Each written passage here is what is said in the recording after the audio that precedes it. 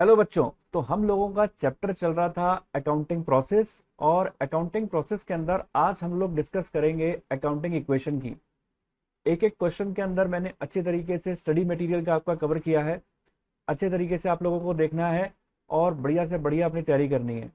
अगर अब तक आपने मेरे चैनल को सब्सक्राइब नहीं किया तो फटाफट से सब्सक्राइब कर लें, क्योंकि आने वाले समय में इसी तरीके के रेगुलर वीडियोस आपके पास आते रहेंगे और आपकी अपनी सीए फाउंडेशन की तैयारी घर बैठे हुए बहुत बढ़िया तरीके से होती रहेगी। तो फटाफट से चैनल को सब्सक्राइब कर दे और हाँ, बेल नोटिफिकेशन ऑन करना मत भूलना। और बिना देरी किए स्टार्ट करते हैं अपना अगला वीडियो। तो देखो बच्चों, हम लोगों ने लास्ट क्लास के अंदर मैंने आप लोगों को बात बता दी थी कि भाई हमने ये चीज़ देखा कि जर्नल एंट्रीज किस तरीके से होती है, जर्नल एंट्रीज के क्या रूल होते हैं अकाउंटिंग प्रोसेस के अंदर। ठीक है। और फिर इसके बाद अपन ने ये चीज़ देखी कि रूल्स के बाद ये देखा कि दो तरीके की अप्रोच होती है जर्नल एंट्रीज को करने की। एक ट्रेडिशनल अप्रोच होती है और एक मॉडर्न अप्रोच होती है ना। तो ट्रेडिशनल अप्रोच के अंदर तो आप वो रूल लगाते हो पर्सनल रियल नॉमिनल के, और मॉडर्न अप्रोच के अंदर आप क्या लगाते हो, हम ये चीज़ देखते हैं कि एसेट्स और लाइबिलिटीज़ के बारे में देखते हैं। और मैंने आपको बताया था अकाउंटिंग इक्वेशन जो बनाते हैं that is the modern approach. ठीक बात है। अब अगर आपको अकाउंटिंग इक्वेशन आती है तो अच्छी बात है, अगर आपको अकाउंटिंग इक्वेशन नहीं आती तो वही आपकी मॉडर्न अप्रोच है। तो ये जो क्वेश्चन आपको दिखाई दे रहा है ये आपके स्टडी मटेरियल का एग्जाम्पल नंबर 4 है। और इस एग्जाम्पल नंबर 4 को पढ़ेंगे और इसके अंदर मैं आपको अकाउंटिंग इक्वेशन भी बता दूंगा, मॉडर्न अप्रोच कैसे होती है वो भी बता दूंगा। ठीक है। तो आओ पढ़ के देखते हैं क्या लिखा हुआ है। Analyse the transactions of masher Sahil and company for the month of March 2022 on the basis of double entry system by adopting the following approach. पहली अप्रोच तो उसने क्या बोली, अकाउंटिंग इक्वेशन अप्रोच, है ना, जिसे अपन मॉडर्न अप्रोच बोलते हैं। दूसरी क्या बोली उसने, ट्रेडिशनल अप्रोच, जिसे आप नॉर्मली जर्नल एंट्रीज बोलते हो। ठीक है। नीचे आपको कुछ ट्रांजेक्शन दे रखे हैं। What conclusion can one can draw from the above analysis. तो देखो एक काम करते हैं, सबसे पहले तो मैं नॉर्मल जर्नल एंट्री करता हूँ, उसी को ही नॉर्मल जर्नल एंट्री मतलब ट्रेडिशनल अप्रोच से करता हूँ, उसी को ही फिर मैं अकाउंटिंग इक्वेशन अप्रोच यानी मॉडर्न अप्रोच से करूंगा, जिससे आपको दोनों कंपैरिजन हो जाएंगे। फिर अपन इसको देख लेंगे कि इसमें क्या लिखा हुआ है। तो सबसे पहले लिखा हुआ है Sahil introduced capital through bank of rupees 4000। ठीक है। एग्जाम्पल नंबर 4 है इलस्ट्रेशन मॉड्यूल का 4, स्टडी मटेरियल का 4, है ना। क्या लिखा हुआ है इसके अंदर देखिए आप, लिखा है Sahil introduced capital through bank 4000। साहिल ने इंट्रोड्यूस किया, साहिल इंट्रोड्यूस्ड कैपिटल थ्रू बैंक। ठीक है। रुपीज 4000। अब एक बात बताओ, अगर आप इंट्रोड्यूस कर रहे हो, जैसे मान के चलिए ये है आपका बिजनेस, ये क्या है, ये है आपका बिजनेस, ये है आप खुद। अगर आप अपने बिजनेस में पैसा इंट्रोड्यूस करोगे, यानी आपने पैसा कहां से निकाला, बैंक से। आपने पैसा बैंक से निकाल के एज अ कैपिटल इंट्रोड्यूस कर दिया, कहां पर, बिजनेस में। तो इसमें दो तरीके के अकाउंट अफेक्ट हो रहे हैं। पहला बैंक, क्योंकि बैंक से पैसा निकाल के आप दे रहे हो बिजनेस को। और दूसरा, आपका नाम क्या मान लिया जाता है, जब भी हम फर्स्ट टाइम बिजनेस में पैसा इन्वेस्ट करते हैं तो हमारा नाम क्या मान लिया जाता है, capital.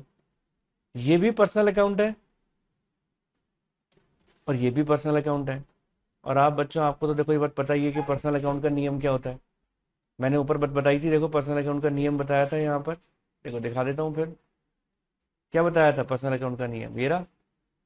Debit the receiver, credit the giver, है ना। यानी पाने वाला व्यक्ति डेबिट और देने वाला व्यक्ति क्रेडिट। तो यहां पर हम क्या काम करने जा रहे हैं, बैंक को भी एज अ पर्सन मान रहे हैं। तो बैंक से पैसा आप निकाल रहे हो तो बैंक कौन हो गया, गिवर या रिसीवर, बैंक कौन हो गया, गिवर के रिसीवर। भाई ऑब्वियस सी बात है, लिखा है साहिल इंट्रोड्यूस कैपिटल थ्रू बैंक। इस देखो थोड़ा सा ट्रांजेक्शन्स के अंदर देखो फेर है, क्या चीज है, ये लिखा हुआ है ये साहिल इंट्रोड्यूस कर रहा है capital, as a capital introduce कर रहा है। तो देने वाला तो कौन है? देने वाला तो साहिल है, साहिल गिवर है, ठीक है, साहिल गिवर है। और बैंक में पैसा जा रहा है, बिजनेस के बैंक में पैसा जा रहा है, तो एंट्री क्या हो जाएगी? Bank account debit to capital. वैसे एंट्री क्या करते हो? Cash account debit to capital करते हो ना। एक तरीके से हम बिजनेस के बैंक में पैसे जाके जमा करा रहे हैं, समझ रहे हो मेरी बात? तो एंट्री क्या हो जाएगी? Bank account debit to capital. Next transaction देखो, अब देखो नेक्स्ट ट्रांजेक्शन क्या है? Cash withdraw from Citibank. अब सिटी बैंक से आपने कैश को विड्रॉ किया, नेक्स्ट ट्रांजेक्शन लिखो, cash withdraw from Citibank. कितने रुपए हैं? कैश कितने विड्रॉ किए? 200 रुपए का विड्रॉ किया सिटी बैंक से, ठीक है। Cash withdraw from Citibank 200 रुपए। अब आपने, जैसे मान के चलिए आपका ये बिजनेस है, ये आपका बैंक है सिटी बैंक। अब ये है आपका बिजनेस, आपके बिजनेस में यानी आपने खुद ने एक तरीके से सिटी बैंक से पैसा विड्रॉ कर लिया, कैश विड्रॉ कर लिया। तो दो तरीके के अकाउंट इफेक्ट हो गए, एक कैश, दूसरा बैंक। तो कैश रियल अकाउंट है, बैंक पर्सनल अकाउंट है। तो कैश आपके पास देखो आ रहा है, ये आप खुद है, कैश आपके पास आ रहा है, तो एंट्री क्या कर दोगे? Cash account debit to Citibank, cash account debit to Citibank 200 rupees, और ये भी 200 रुपीज, ठीक है। इस तरीके से ट्रांजेक्शन हो जाएगा। अब आगे का ट्रांजेक्शन देखो, आगे के और कौन कौन से ट्रांजेक्शन है। अब ये लिखा हुआ है loan of ₹500 taken from mister Y. अब हमने लोन ले लिया मिस्टर वाई से, loan of ₹500 taken from mister Y. अब मान के चलिए ये है आपका बिजनेस और ये है मिस्टर वाई, इसमें आप बैठे हैं खुद। अगर आप मिस्टर वाई से कैश ले रहे हो एज अ लोन, आप बोल रहे हो मिस्टर वाई हमें लोन दे दो, तो दो तरीके के अकाउंट इफेक्ट हो गए, एक तो कैश और दूसरा मिस्टर वाई लोन। तो मिस्टर वाई लोन तो पर्सनल हो गया, कैश रियल हो गया। तो कैश आपके पास आ रहा है और मिस्टर वाई लोन कौन हो गया? गिवर हो गया। तो इसमें एंट्री क्या हो जाएगी? कैश अकाउंट में नियम लगाते हैं ना, व्हाट कम्स इन डेबिट, तो cash account debit to mister Y loan. कितने रुपए हो जाएंगे? 500, और ये 500। ये नॉर्मल जर्नल एंट्रीज हैं जिसे अपन ट्रेडिशनल अप्रोच से करते हैं। फिर इन्हीं जर्नल एंट्री को मैं भी अकाउंटिंग इक्वेशन से बताऊंगा। फिर रखा हुआ है यहाँ पर salary paid for the month of March 2022 300। ये जो आपका मार्च मंथ है ना, मार्च मंथ की सैलरी आपने कितनी पेमेंट कर दी? 300 रुपए। 100 is still payable for the month of March 2022, लेकिन 100 रुपीज की सैलरी अभी भी अपन ने पेमेंट नहीं की। तो आओ पहले लिख लेते हैं, सैलरी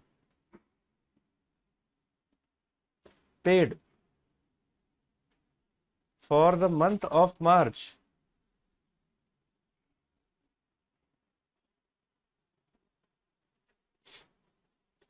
2022, कितना? 300।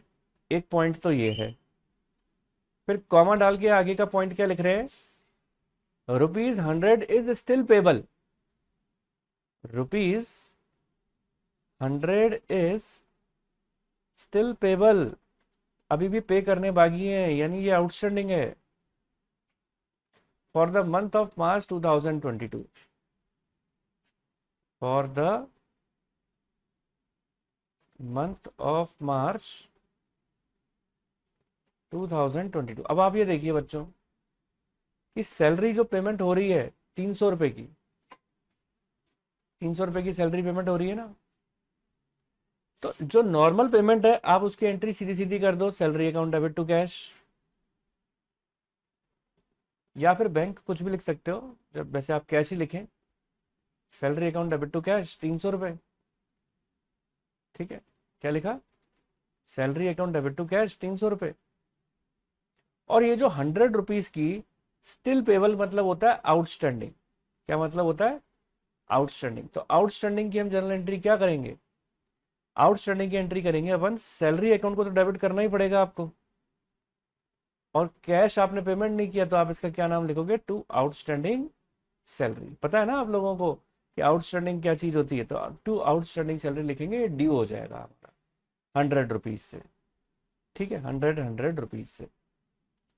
इसके बाद देखो लिखा हुआ है फर्नीचर परचेज 500। अब कुछ नहीं लिखा हुआ तो आप क्या मानोगे, फर्नीचर हमने कैश में परचेज किया, तो लिखो फर्नीचर परचेज ₹500। तो नॉर्मल एंट्री कर देंगे अपन, furniture account debit to cash,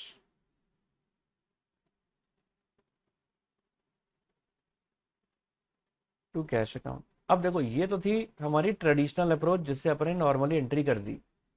लेकिन यही अगर हमको अकाउंटिंग इक्वेशन अप्रोच लगानी होती तो क्या काम करते। अब आप ये बात जानते हो, देखो मैंने यहाँ पर आप लोगों को बताया है कि अकाउंटिंग इक्वेशन अप्रोच के अंदर ये वाला तरीका होता है कि asset is equals to liability plus capital, है ना।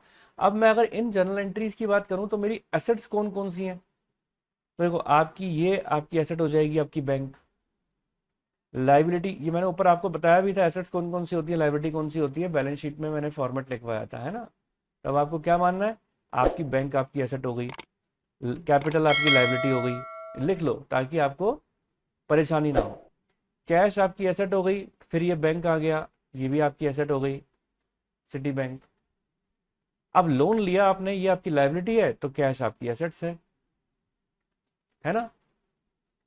फिर सैलरी के बारे में बात करते हैं, तो सैलरी हमारा ना एसेट है ना लाइबिलिटी है, ये तो हमारा एक्सपेंस है। याद रखना बच्चों, अगर आप लोगों को अकाउंटिंग इक्वेशन याद है अपने 11th क्लास का कंसेप्ट, तो जितने भी हमारे एक्सपेंसेस होते हैं, यानी जितने भी हमारे नॉमिनल अकाउंट की चीजें होती हैं, उनको हम कैपिटल से एडजस्ट करते हैं, और कैश आपकी एसेट है ही।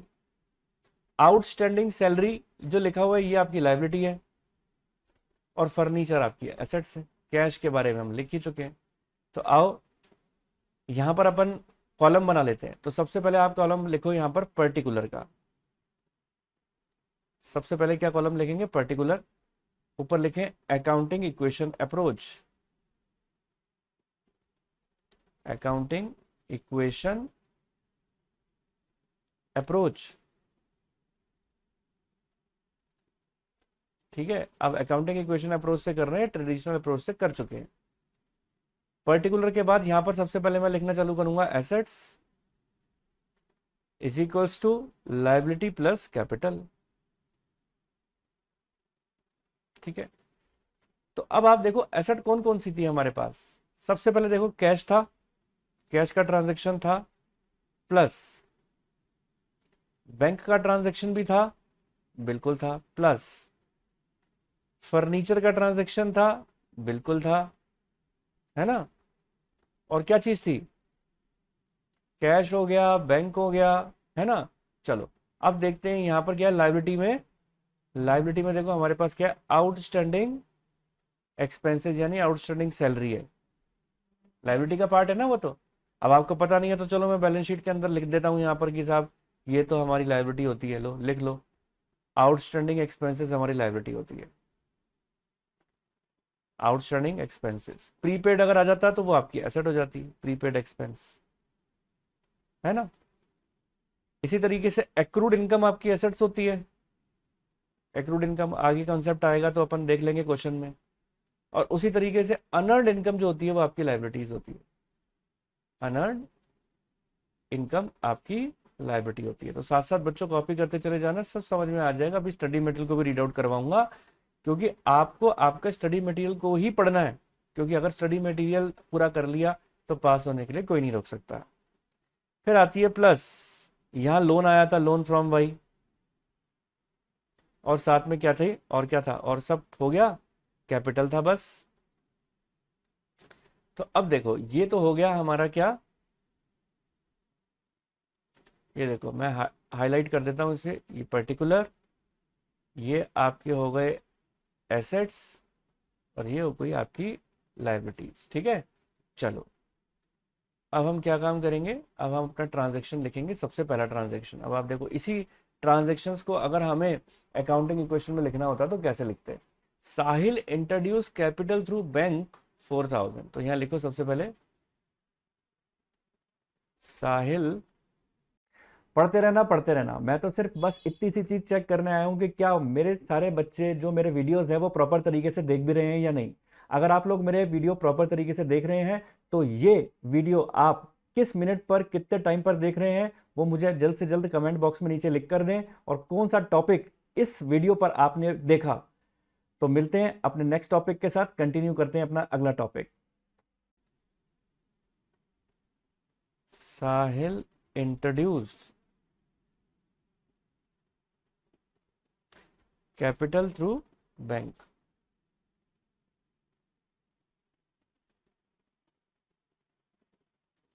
₹4000, ये पहला ट्रांजैक्शन है अपना। तो एंट्री क्या हो जाएगी, bank account debit to capital, है ना।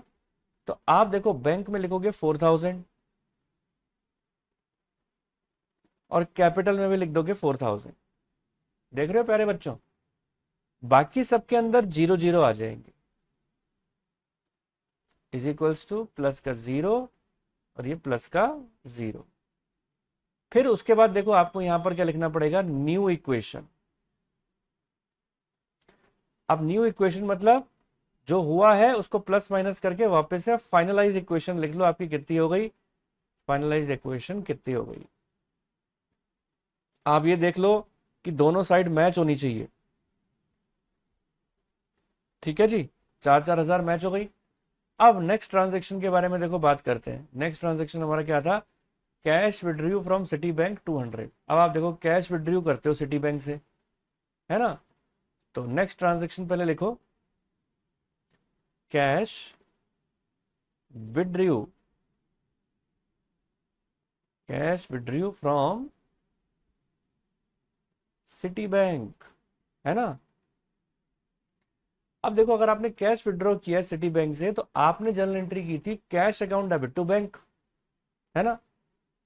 कैश आपके पास आ रहा है और बैंक में से जा रहा है, तो आप कैश में तो प्लस कर दो 200, ओके रिपोर्ट, और बैंक में 200 माइनस कर दो।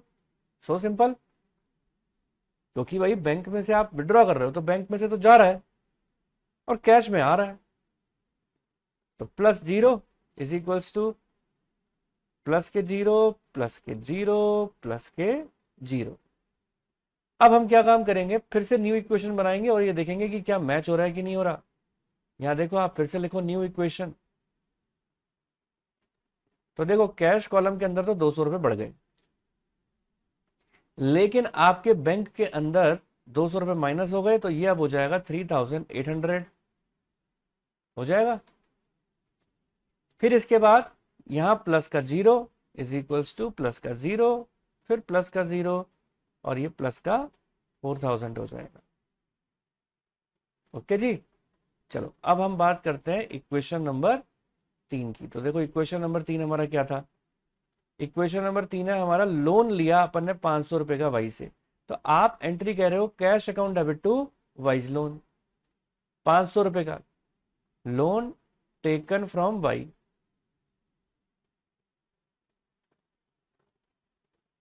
लोन टेकन फ्रॉम वाई 500 रुपए का। तो कैश में लिया आपने 500 रुपए का लोन और वहां पर आपने लोन के कॉलम के अंदर जाके लिख दिया, ये देखो 500 रुपए, ये है लोन का कॉलम, यहाँ 500 रुपए लिख दिया। बाकी सब में जीरो जीरो आ जाएंगे, ठीक है, बाकी सब में जीरो जीरो आ जाएंगे। अब आपको ये सभी बच्चों ये बात पता लग पा रही होगी कि अकाउंटिंग इक्वेशन अप्रोच कैसे होती है, इक्वेशन के वाइज हमें कैसे काम करना होता है। यही तो मॉडर्न अप्रोच है ना।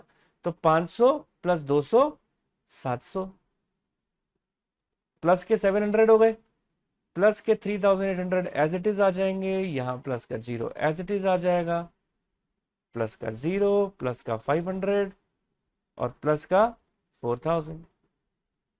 ओके जी, नेक्स्ट फोर्थ नंबर के ट्रांजेक्शन के ऊपर आओ। अब आप फोर्थ नंबर का ट्रांजेक्शन क्या बात बोलता है, सैलरी पे की है। अब आपने देखो पहले तो सैलरी पे का कर लेते हैं अपन, salary account debit to cash. 300 रुपए की अगर आप सैलरी पेमेंट कर रहे हो, सैलरी पेड ₹300 एंड आउटस्टैंडिंग भी है। आउटस्टैंडिंग सैलरी कितनी है वो भी देख लेते हैं, वो है 100 की। तो पहले जो सैलरी पेमेंट की है पहले तो उसकी कर लो, एक तो आप कैश में से घटा दो और एक अपनी कैपिटल में से घटा दो, है ना, बाकी सब 0 0। और जो आउटस्टैंडिंग थी उस आउटस्टैंडिंग को, ₹100 की आउटस्टैंडिंग है तो आउटस्टैंडिंग सैलरी आपकी लायबिलिटी होती है, तो आप लायबिलिटी कॉलम में जाके लिख लो 100। ओके, लायबिलिटी के कॉलम में 100 लिख दिया और यहां पर आप कैपिटल में से ही लेस करोगे इसको, क्योंकि मैंने बताया था ना जितने भी नॉमिनल अकाउंट होते हैं, जो एक्सपेंस होते हैं, वो कैपिटल में से जाके लेस होते हैं। फिर चाहे नॉर्मल सैलरी हो या आउटस्टैंडिंग सैलरी हो, कैपिटल में से जाके एडजस्टमेंट होगा इसका। तो प्लस के 0, प्लस के 0, प्लस के 0, लो, ठीक है। तो इन दोनों का एडजस्टमेंट कर लिया, लो न्यू इक्वेशन बना लेते हैं। तो न्यू इक्वेशन अपन ने बना ली, 700 में से 300 गए 400, प्लस 3800, प्लस के 0, प्लस के 100 और प्लस के 500, और ये कितना आ जाएगा, 400 चले गए ना इसमें से 3600। आओ जोड़ कर देख ले इक्वेशन मैच भी हो रही है कि नहीं हो रही, कि गड़बड़ तो नहीं कर रहे अपन। 3600 प्लस 500 प्लस 100, 4200, और एसेट साइड का टोटल भी 4200 ही आ रहा है। चलिए लास्ट देखते हैं, फर्नीचर कैश में पेमेंट किया, फर्नीचर परचेज 500। फिफ्थ आ रहा है फर्नीचर परचेज 500। तो अब आप ये देखो 500 रुपीज का अगर आप फर्नीचर परचेज कर रहे हो तो कैश में से तो माइनस होगा और फर्नीचर में जाके जुड़ जाएगा, बाकी सब 0, प्लस 0, प्लस 0, प्लस 0। ठीक है जी। चलिए अब इसका न्यू इक्वेशन निकाल लें। न्यू इक्वेशन कितनी आ रही है, अब देखो ये माइनस के 100 चले गए, ओहो माइनस के 100 चले गए। तो ऐसे केस के अंदर देखो कैश में तो अपने पास इतना पैसा भी नहीं है, फिर भी माइनस में से चला गया। तो ऐसे केस के अंदर अपन यही मानेंगे कि फिर अपन ने बैंक में से पेमेंट किया है ना, यही मानेंगे अपन भाई। ऊपर की अगर जैसे आपने सैलरी पेमेंट किया है तो इनमें से एक को आप अपने बैंक में से मान लेना। हाल फिलहाल अभी ये मान के चल लो माइनस के 100 हो गए, प्लस 3800, ठीक है। फिर प्लस के 500, फिर प्लस के 100, प्लस के 500 और प्लस के 3600। ये मैच हो गई इक्वेशन। अब देखो अगर अपन इसको स्टडी मटेरियल में से देखें तो देखो स्टडी मटेरियल में कैसे किया हुआ है, वही अकाउंटिंग इक्वेशन लिखी हुई है, asset is equals to liability plus capital, है ना। इन्होंने भी देखो बिल्कुल सेम वैसा किया, पर्टिकुलर का कॉलम नहीं बनाया। पहला ट्रांजेक्शन जो हमारा था, देखो आपको कंपेयर करवा देता हूं, पहला ट्रांजेक्शन था Sahil introduce capital through bank. तो हमारी एंट्री क्या थी, bank account debit to capital. तो देखो बैंक में प्लस कर दिया और यहाँ कैपिटल में प्लस कर दिया, है ना। दूसरा ट्रांजेक्शन क्या था हमारा, विड्रॉ किया बैंक से 200 रुपए। तो cash account debit to bank था, तो देखो कैश में प्लस कर दिया, बैंक में माइनस कर दिया, अपन ने भी यही किया था। अगर मैं सी पॉइंट के बारे में बात करता हूं तो देखो सी पॉइंट में क्या था, लोन ले लिया आपने 500 रुपए का, तो cash account debit to loan या bank account debit to loan करते हैं। तो इन्होंने देखो bank account debit to loan किया है, क्योंकि ऑलरेडी कैश में हमारे पास पैसे ही नहीं है, कैश में ऑलरेडी 200 रुपए पड़े हैं, ठीक है। तो आप चाहो तो कैश टू लोन करो या बैंक टू लोन, एक ही बात है, उससे कोई फर्क नहीं पड़ेगा। लोन के लिए इन्होंने अलग से कोई कॉलम नहीं बनाया, एक ही साथ लिख दिया लायबिलिटी में। आप चाहो तो अलग कॉलम बना सकते हो या एक साथ लायबिलिटी में भी लिख सकते हो। डी पॉइंट के बारे में बात करूं तो देखो डी पॉइंट क्या आ रहा है, सैलरी पेमेंट की है 300 रुपए की और 100 रुपीज की आउटस्टैंडिंग है। तो 300 रुपए की सैलरी वही जैसे अपन तो कैश में से पेमेंट कर रहे थे ना, इन्होंने देखो बैंक से पेमेंट किया, क्योंकि ये जानते हैं कि कैश में हमारे पास इतने पैसे है नहीं, तो इसलिए इन्होंने बैंक से पेमेंट किया, है ना। और कैपिटल में 300 भी लेस होंगे और 100 भी लेस होंगे आउटस्टैंडिंग वाले, और आउटस्टैंडिंग को अलग से भी दिखा दिया। फिर देखिए फर्नीचर परचेज किया, फर्नीचर में जोड़ दिया, बैंक में से माइनस कर दिया, अकाउंटिंग इक्वेशन मैच। ये भी वही चीज कर रहे हैं जो अपन कर रहे हैं, है ना। अब देखो analysis of business transaction traditional approach से कैसे एनालाइज किया हुआ है। इन्होंने ये बात बताई है, एंट्री हमने जो की थी bank account debit to capital, बताया बैंक भी पर्सनल है कैपिटल भी पर्सनल है। फिर रूल बता दिया क्या आ रहा है और क्या जा रहा है, ये तो आप सब बच्चों को पता ही है ना। फिर विड्रॉ कर दिया बैंक से, तो अपन एंट्री करी थी ना cash account debit to bank, तो कैश रियल है बैंक पर्सनल है ना। फिर लोन लिया अपन ने बैंक से, ये अपना वाई से लोन लिया, तो bank account debit to Y's loan, तो बैंक भी पर्सनल है और वाइज भी पर्सनल है। बस आपको ये बात बताना है कौन सा अकाउंट क्या है क्या नहीं, ठीक है। इसके बाद देखो सैलरी, अगर मैं बात करूं तो सैलरी अगर अपन ने पेमेंट किया है तो सैलरी टू बैंक करो या सैलरी टू आउटस्टैंडिंग सैलरी करो। तो सैलरी टू बैंक कर रहे हो तो बैंक पर्सनल है, सैलरी नॉमिनल है। और सैलरी टू आउटस्टैंडिंग सैलरी कर रहे हो तो सैलरी तो आपका एक्सपेंस होगा, लेकिन आउटस्टैंडिंग सैलरी आपका क्या हो जाएगा, रिप्रेजेंटेटिव पर्सनल अकाउंट, या आप इसको पर्सनल अकाउंट भी बोल सकते हो। तो उम्मीद करता हूं ये बात समझ में आई होगी। और तो चलो बच्चों अब देखते हैं अपन आगे, ठीक है। अब देखो आगे क्या चीज आ रही है, अब अपन एक बार स्टडी मटेरियल को ही देखते हैं, क्योंकि देखो अब आपको नॉलेज तो सारी हो ही गई है कि अकाउंटिंग इक्वेशन अप्रोच क्या है, ट्रेडिशनल अप्रोच क्या है। तो अपन स्टडी मटेरियल को एक बार पूरा रीड आउट देख लेते हैं, कर लेते हैं कि क्या क्या चीजें दे रखी हैं इसके अंदर, ठीक है। तो देखो इसके अंदर ये थ्योरेटिकल पार्ट है, ये थ्योरेटिकल पार्ट तो आपको खुद को देखना है, ठीक है। जो प्रैक्टिकल पोर्शन की बातें हैं वो मैं बता देता हूँ आपको। देखो यहाँ पर लिखा हुआ है transaction number 1, initial investment by the owner 25 lakh in cash. अगर इनिशियल इन्वेस्टमेंट करते हैं हम 25 लाख रुपए कैश में, तो लिखा है this will effect to account namely cash and capital. क्योंकि आप जर्नल एंट्रीज की क्या करते हो, cash account debit to capital ही तो करते हो, यही तो करते हो। तो इनिशियली उन्होंने बोला दो तरीके के अकाउंट अफेक्ट होंगे, द एसेट्स कैश इंक्रीजेस। अगर मैं अकाउंटिंग इक्वेशन अप्रोच से बात करूं तो अगर आप बिजनेस में पैसा इन्वेस्ट करोगे तो आपका कैश इंक्रीज होगा, है ना। और जो कैपिटल है, पहले मान के चलो अगर आपके बिजनेस में 10 लाख लगे हुए थे, आपने 25 लाख और लगा दिए तो 35 लाख हो गए ना। तो कैश तो इंक्रीज हुई हुई, साथ में कैपिटल भी इंक्रीज हो गई। तो यहाँ ये लिखा हुआ है this will affect to account namely cash and capital, the assets cash increases and stockholder equity paid up capital also increases. अब देखो ट्रांजेक्शन नंबर 2 की बात करें, कैश पेड टू क्रेडिटर्स। सभी बच्चे क्रेडिटर्स समझते हैं, जिनसे हम उधार में गुड्स परचेज करते हैं वो क्रेडिटर्स हैं। क्रेडिटर्स हमारी लायबिलिटी होती है। अगर आप कैश पे कर रहे हो क्रेडिटर्स को, नॉर्मल एंट्री क्या करते हैं, creditors account debit to cash. तो देखो अगर मैं कैश का अकाउंट बनाता हूं तो ये टी शेप अकाउंट कहलाता है। टी शेप, टी शेप मतलब देखो टी बन रहा है ना, ये देखो ये ऐसे टी बन रहा है। अब कैश आपका क्या है, एसेट्स है ना। तो याद रखना जितनी भी एसेट्स होती हैं उनकी left hand side debit side होती है, right hand side credit side होती है। और एसेट्स डेबिट होगी तो इंक्रीज होती है। तो देखो कैश जो है आपका क्या है, यहां पर कैश, कैश आपका एसेट्स है, इसलिए मैंने डेबिट साइड में क्या लिखा, इंक्रीज लिखा। देख रहे हो आप, इंक्रीज का कॉलम है देखो ये।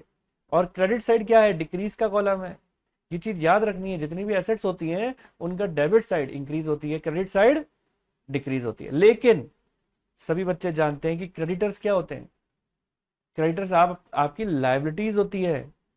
लाइबिलिटीज में उल्टा होता है, लाइबिलिटीज में जो क्रेडिट साइड होती है वो इंक्रीज होगी, है ना, और डेबिट साइड क्या होगी, डिक्रीज होगी। अब आप एक बात बताओ, मेरे क्रेडिटर्स को मैंने पेमेंट कर दिया 14 लाख रुपए का, तो मेरे क्रेडिटर्स को जब मैं पेमेंट कर दूंगा तो क्रेडिटर्स मेरे डिक्रीज हो जाएंगे ना। अब आप बोलोगे सर कैसे। पहले एक बार बताओ, मेरे क्रेडिटर्स पहले थे 20 लाख रुपए के, मैंने क्रेडिटर्स को ऐसी ऐसी मन घड़त मान लिया 20 लाख रुपए। अगर मैंने क्रेडिटर्स को 14 लाख का पेमेंट कर दिया तो मेरे क्रेडिटर्स अब 6 लाख के रह जाएंगे ना, है ना। तो क्रेडिटर्स मेरे कम हो रहे हैं, तो देखो मैंने डिक्रीज साइड में लिख दिया टी शेप अकाउंट में। और कैश मैं पेमेंट कर रहा हूं तो देखो यहाँ पर कैश मेरा डिक्रीज हो रहा है, तो मैंने क्रेडिट साइड में लिख दिया। तो आपको पोस्टिंग करना आ गया ना कैसे है, कि टी शेप अकाउंट में कैसे पोस्टिंग करते हैं, इंक्रीज साइड कौन सी है, डिक्रीज साइड कौन सी है। चलिए proper format of an account, T shape account का जो लेजर फॉर्मेट होता है, लेजर को ही हम टी शेप अकाउंट बोलते हैं। इसका देखो ये जो साइड होती है ना, this is the left hand side, this is the right hand side. Left hand side debit side, right hand side credit side. Date particular amount आपको डेबिट में भी मिलेंगे, डेट पर्टिकुलर अमाउंट आपको क्रेडिट में भी मिलेंगे। This is the ledger. We have seen that in T account, increase and decrease entries are made on the left and right side of the account for asset respectively, vice versa for the liabilities। मैंने आपको जैसे बताया, चाहे asset हो, cash था, तब भी आपने इंक्रीज डिक्रीज देखा, लाइबिलिटी है तब भी आपने इंक्रीज डिक्रीज देखा, लेकिन साइड बदल जाती है। एसेट थी तो डेबिट साइड में यानी लेफ्ट हैंड साइड में आप इंक्रीज लिखोगे, राइट हैंड साइड में आप डिक्रीज लिखोगे। लेकिन अगर लायबिलिटी है तो लेफ्ट हैंड साइड में अपन क्या काम करेंगे, डिक्रीज लिखेंगे, राइट हैंड साइड में इंक्रीज लिख देंगे। तो ये चीज थोड़ा ध्यान देने वाली बात है। फिर आगे देखो, अकाउंटिंग इक्वेशन बताई गई है आपको। Accounting equation, asset is equals to liability plus capital, है ना। चलिए आगे बढ़ते हैं। वही चीज देखो यहां पर बता दी, आप asset is equals to liability plus stockholder equity बोलो या कैपिटल एट द बिगनिंग, ये बोलो, बात बराबर है। कैपिटल के अंदर क्या क्या चीजें जुड़ती हैं, capital at the beginning retain plus earning plus revenue x minus expense dividend. Normal बातें हैं तो आपको पता ही है सबको, ठीक है ना। आगे बढ़ते हैं, ठीक है, आगे बढ़ते चले जाओ।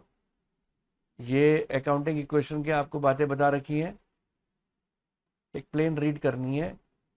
और आपको यहाँ पर बात बता रखी है कि भाई फर्नीचर अगर बढ़ गया, जैसे देखो यहाँ पर मैं पढ़ के दिखा देता हूँ। फ्रॉम द अबव रूल, देखो पूरा रूल ही पढ़ देता हूँ आपके लिए, यहाँ से देख लेते हैं। यहाँ पर देखो, started business with cash 10 lakh, तो 10 लाख देखो यहाँ एसेट्स में लिख दिया, 10 लाख कैपिटल में लिख दिया।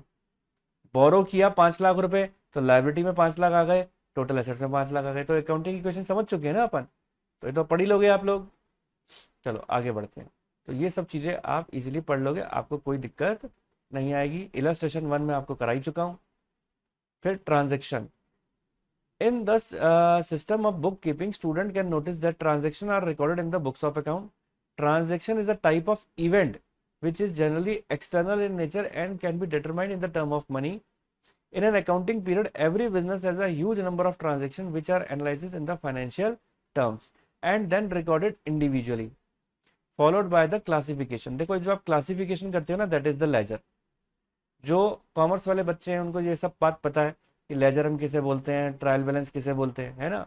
तो सबसे पहले तो रिकॉर्डिंग मतलब जर्नल एंट्री, क्लासिफाइंग मतलब लेजर, और समराइजिंग मतलब क्या, समराइजिंग मतलब ट्रायल बैलेंस, जो ट्रायल बैलेंस अपन बनाते हैं।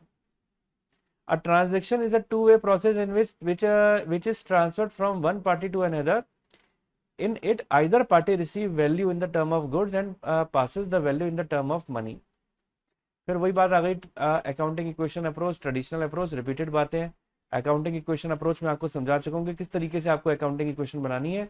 तो आप इसको लगाएंगे रीड, और फिर कोई दिक्कत आएगी तो मैं आपको समझा दूंगा।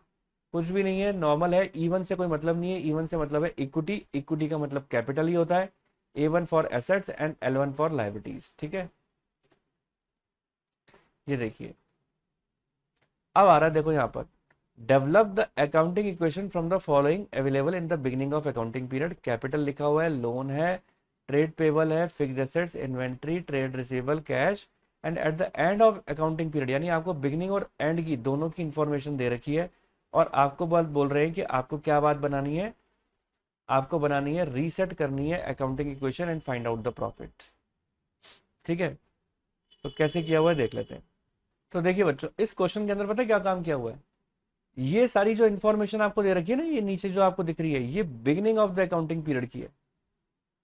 और अगर इस तरीके का क्वेश्चन आ जाता है और आपको बोला जाता है कि बिगिनिंग ऑफ अकाउंटिंग पीरियड से इक्वेशन बनाओ, तो आप E0 से डिनोट करोगे। देखो E0 मतलब capital equity of zero period, L0 से मतलब liability of zero period, zero period मतलब बिगिनिंग का पीरियड, A0 मतलब assets of the zero period, ठीक है।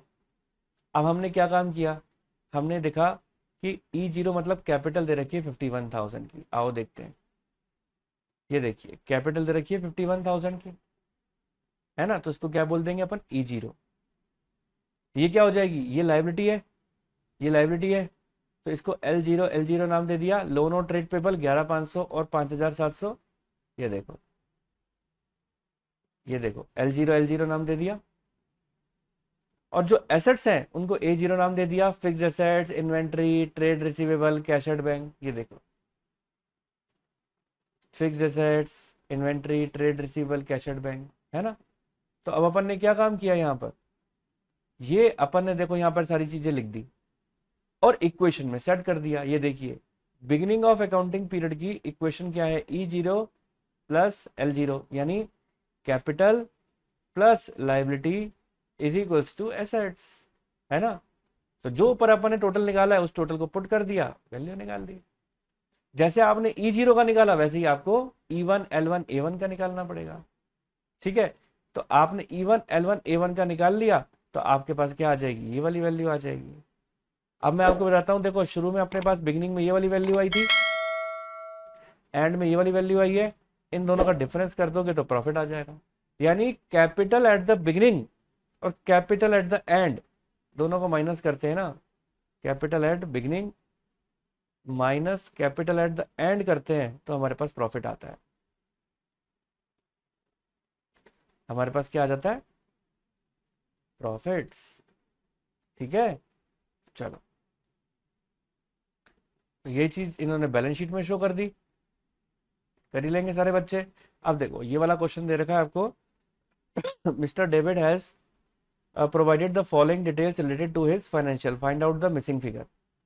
आपको निकालनी क्या है, एसेट एट द बिगिनिंग निकालनी है, और क्या निकालना है, एसेट्स एट द एंड निकालना है, लाइबिलिटी एट द एंड निकालना है, ठीक है। तो कैसे निकाला हुआ है, देखो कंप्यूटेशन ऑफ ओपनिंग कैपिटल। तो मैंने भी आपको क्या बताया, closing capital minus opening capital, इन दोनों का डिफरेंस प्रॉफिट होता है ना। तो क्लोजिंग कैपिटल में से अगर मैं प्रॉफिट को घटा दूंगा तो ओपनिंग कैपिटल आ जाएगी कि नहीं आ जाएगी। क्वेश्चन के अंदर देखो आपको क्लोजिंग कैपिटल दे रखी है, क्वेश्चन के अंदर आपको प्रॉफिट्स भी दे रखे हैं, दोनों का डिफरेंस कर देंगे तो हमारे पास क्या आ जाएगा, ओपनिंग कैपिटल आ जाएगी। अब आप देखो, अब आपको निकालना क्या है, उसके बाद आपको निकालनी है बिगिनिंग की एसेट्स। अगर आपको एसेट्स निकालनी है बिगिनिंग की तो आपको क्या काम करना पड़ेगा, ये इक्वेशन लगानी पड़ेगी, अकाउंटिंग इक्वेशन वाली इक्वेशन। एसेट्स निकालने के लिए आपको लायबिलिटी बिगिनिंग की चाहिए, आपको कैपिटल भी बिगिनिंग की चाहिए। कैपिटल बिगिनिंग की तो देखो अपन ने निकाल दी थी, लायबिलिटी बिगिनिंग की अपन को क्वेश्चन के अंदर दे रखी है, देखो ये रही 12,000 रुपए की, है ना। तो लायबिलिटी बिगिनिंग की मैंने ये लिख दी।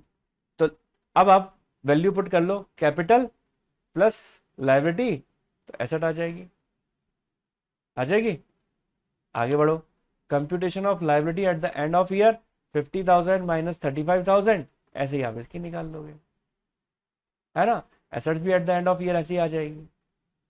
तो उम्मीद है बात समझ में आई होगी आप सभी बच्चों को अच्छी तरीके से।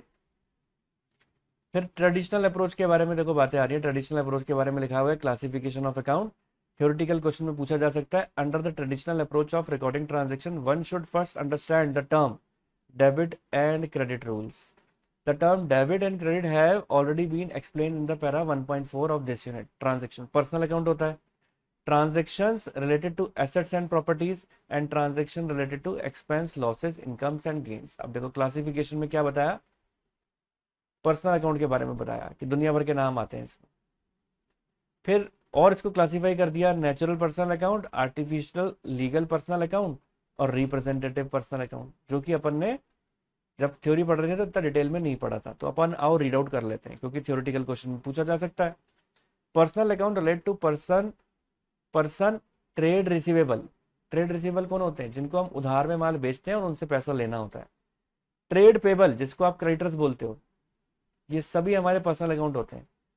Example would be the account of Ram and company, a credit customer, और the account of Javeri and company, a supplier of the goods. यानी अगर आपने किसी को माल बेचा राम एंड कंपनी को तो वो तो आपका क्या हो गया, कस्टमर यानी डेटर हो गया। लेकिन अगर आपने किसी से खरीदा तो वो आपका सप्लायर हो गया। तो दोनों ही पर्सनल अकाउंट होते हैं क्योंकि नाम है। The capital account is the account of proprietor and therefore it is also a personal but adjustment of account of profits and losses are made in it. ये साफ बोल रहे हैं कि कैपिटल अकाउंट भी पर्सनल है, लेकिन इस कैपिटल अकाउंट में आपको प्रॉफिट्स जोड़ने पड़ते हैं और लॉसेज माइनस करने पड़ते हैं। आप लोगों को पता है बैलेंस शीट में अपन यही काम किया करते थे। फिर आता है नेचुरल पर्सनल अकाउंट, जिसमें नेचुरल पर्सन के नाम आते हैं राम, श्याम, सीता, गीता, रीता, है ना। आर्टिफिशियल लीगल में कौन से आते हैं? सारे कंपनीज के नेम आ जाते हैं, क्लब आ जाता है, गवर्नमेंट कंपनीज, सारे जो भी इंस्टीट्यूशन है सबके नाम आ जाते हैं आर्टिफिशियल पर्सन में। रिप्रेजेंटेटिव पर्सन में कौन से आ जाते हैं? ये outstanding, prepaid, capital account, drawings, ये सब क्या है? Representative personal. आपसे पूछा जाएगा इन क्वेश्चंस के अंदर कि रिप्रेजेंटेटिव पर्सनल कौन कौन से होते हैं। फिर एक तो हो गया पर्सनल और एक हो जाते हैं क्या? Impersonal account. अब इम्पर्सनल अकाउंट में कौन से माने गए? Real account, nominal account. Real account में वही जो सारी एसेट्स होती हैं, कैश, कैश एट बैंक, है ना, building, land, investment, fix deposit, ये सब रियल अकाउंट हो गए। नॉमिनल अकाउंट में क्या क्या आते हैं? एक्सपेंसेस से और इनकम से लिंकअप चीजें, जैसे सैलरी, इंटरेस्ट, कमीशन, ये सब आते हैं। ठीक है। गोल्डन रूल ऑफ अकाउंटिंग तो आपको मैं बता ही चुका हूँ, debit the receiver, credit the giver, what comes in debit, what goes out credit, ये सब अपन कर चुके हैं। अब ये हो गया आपका होमवर्क। अब आपको यहाँ पर बताना है क्या कि कौन सा पर्सनल है इसमें, कौन सा रियल है, ये सब आप क्लासीफाई करके आएंगे। ठीक है।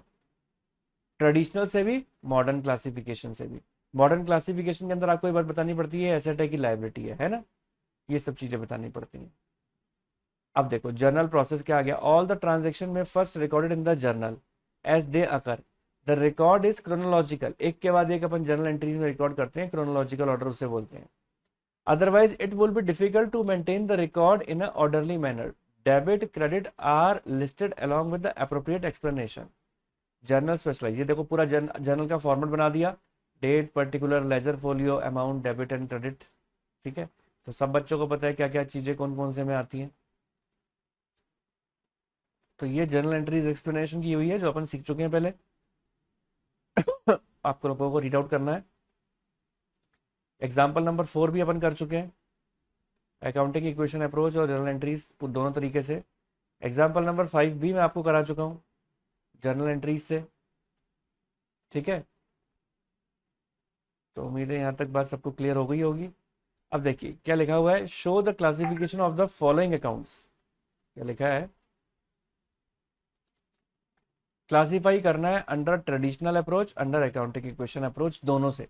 बिल्डिंग क्या है, कौन सा अकाउंट है होता है ये, ट्रेडिशनल अप्रोच में भी बताओगे, मॉडर्न अप्रोच में। ट्रेडिशनल अप्रोच में जैसे रियल अकाउंट है ना। मॉडर्न अप्रोच के अंदर क्या है, ये हमारी एसेट्स है।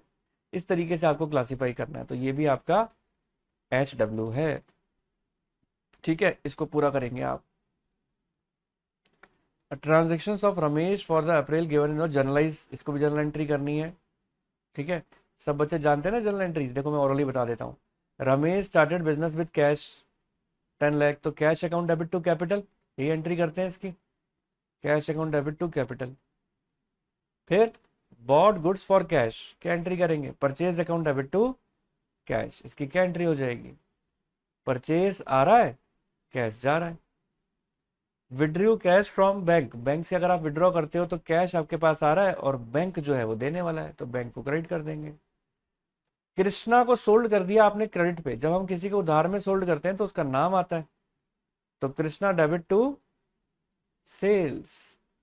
और आपने अब देखो शाम से परचेज किया उधार में, तो परचेज अकाउंट डेबिट, बॉट मतलब परचेज करना होता है, टू शाम। रिसीव फ्रॉम कृष्णा, कृष्णा से आप रिसीव कर रहे हो तो कैश अकाउंट डेबिट, और डिस्काउंट भी है उसमें तो discount account debit, discount debit होगा ना, कम पैसा रिसीव किया है, टू कृष्णा। ठीक है, तो ये हो जाएगा। पेड टू शाम एंड डिस्काउंट अलाउड, अगर आप किसी को पे करते हैं और उस वक्त डिस्काउंट हो गया तो उस केस में वो फायदा होता है। ठीक है, तो Shyam account debit to cash to discount. ठीक है। Cash sales for the month, cash account debit to sales, यही एंट्री करेंगे, कैश आ रहा है, सेल्स जा रहा है ना। रेंट पे कर रहे हो तो rent account debit to cash, salary pay कर रहे हैं तो salary account debit to cash, है ना। तो ये सब चीज़ें, यही सारी एंट्रीज कर रखी हैं इसके अंदर, है ना। आपको भी ट्राई करनी है। फिर एडवांटेज ऑफ जर्नल, नॉर्मल एक जर्नल एंट्रीज है। फिर आ रहा है हमारा जीएसटी। तो देखो बच्चों, जीएसटी है, देख लेते हैं एक बार इस चैप्टर के अंदर और क्या क्या चीजें हैं। जीएसटी है, और इनपुट जीएसटी किसे कहते हैं, आउटपुट जीएसटी किसे कहते हैं, तो ये सारी चीजें हैं जीएसटी में आपको बताऊंगा, ठीक है। और फिर और क्या क्या पॉइंट्स हैं, फिर जीएसटी के कुछ क्वेश्चंस दे रखे हैं आपको, और फिर ये चैप्टर खत्म हो जाएगा। फिर देखिए इसके अंदर क्वेश्चन कैसे दे रखे हैं। Rent paid to landlord is credited to, अगर आप रेंट पे कर रहे हो लैंडलॉर्ड को तो एंट्री क्या करेंगे, rent account debit to cash. तो बोल में क्रेडिट किसको करोगे, कैश को। तो ये क्वेश्चंस अपन को ध्यान से देखने हैं। In case of debt becoming bad the amount should be credited to, अगर बेड डेट हो जाते हैं तो अपन एंट्री क्या करते हैं, bad debt account debit to debtors या ट्रेड रिसीवेबल, एक ही बात होती है। तो वो पूछ रहे हैं क्रेडिट किसको करोगे, ट्रेड रिसीवेबल को, है ना। फिर ये सारे क्वेश्चंस, तो पहले मैं आपको दूंगा क्या, कुछ क्वेश्चंस पहले प्रैक्टिस करने को, और फिर अपन इन क्वेश्चंस को ट्राई करेंगे। तो उम्मीद करता हूँ यहाँ तक बात सभी को अच्छी तरीके से समझ में आई होगी। और ये कुछ थ्योरेटिकल क्वेश्चंस भी दे रखे हैं, ठीक है ना। तो इन क्वेश्चंस को सॉल्व करने से पहले कुछ क्वेश्चंस मैं आप लोगों को दूंगा ट्राई करने को, पहले आप वही सब बच्चे सारे क्वेश्चंस ट्राई करके आएंगे, ठीक है जी। तो उम्मीद करता हूँ आप लोगों को मेरा वीडियो अच्छा लगा होगा, पसंद आया होगा। मेरा वीडियो अच्छा लगा, पसंद आया तो इसको लाइक कर देना, चैनल पे नहीं हो तो सब्सक्राइब कर देना, और अपने फ्रेंड सर्कल के साथ ज़्यादा से ज़्यादा शेयर कर देना। तो जल्द से जल्द मिलते हैं अपने नेक्स्ट वीडियो के साथ, तब तक के लिए ओके, टाटा, बाय बाय।